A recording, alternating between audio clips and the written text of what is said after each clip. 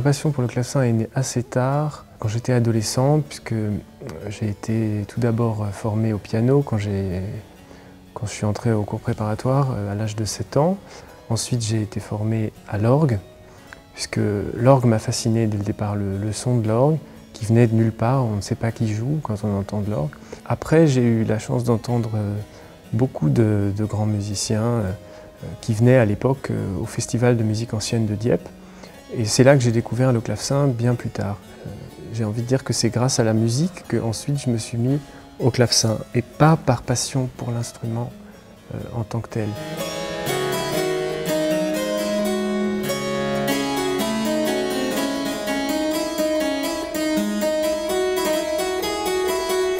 Pour moi, Bach, c'est un compositeur, un musicien extrêmement important. Quand on essaie de jouer sa musique, parce que c'est très difficile, on n'a jamais terminé le travail. C'est-à-dire que c'est d'une telle difficulté, souvent, même dans les pièces les plus simples, et c'est souvent très difficile de jouer les grandes pièces polyphoniques de Bach, parce que les voix s'égarent, et avec deux mains, bon, à l'orgue on a les pieds, mais avec deux mains, sur un instrument comme le clavecin, c'est assez difficile. J'aime beaucoup jouer la musique des autres compositeurs, à part Bach.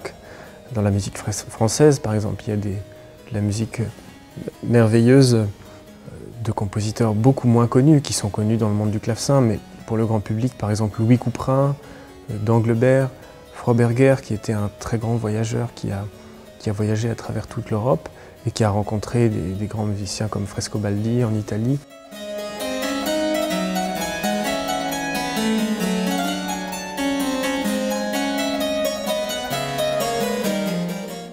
En 1735, je crois, si je ne me trompe pas, le concert spirituel a été fondé, et à cette époque-là, on a commencé à aller au concert. C'était quelque chose qui n'existait pas avant, d'acheter des billets. Et au fur et à mesure, évidemment, la musique est devenue une espèce de consommation. C'est-à-dire que les salles sont devenues plus grandes, il fallait faire plus de choses. On imagine très mal un récital de clavecin dans une salle de 2000 places, c'est impossible. Donc le piano a remplacé ça assez tardivement, parce que le piano de salon, au début du 19e siècle, il est beaucoup plus petit, c'est quelque chose d'assez intime. J'ai envie de dire que le clavecin était plus adapté, était désuet, aussi c'était quelque chose qui faisait partie de l'Ancien Régime, donc on l'associait souvent à l'Ancien Régime, et après la Révolution, on a souvent oublié ça.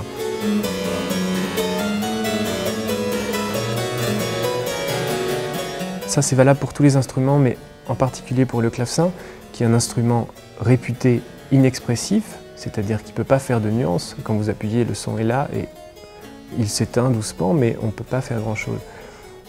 C'est qu'il faut, en tout cas, essayer de rendre au mieux cet instrument vivant.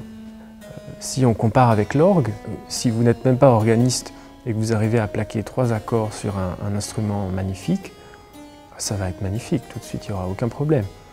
Mais si vous arrivez sur un clavecin, ça va être plus problématique. Donc je dirais aux jeunes qui veulent apprendre à jouer le clavecin qu'il faut dépasser l'instrument.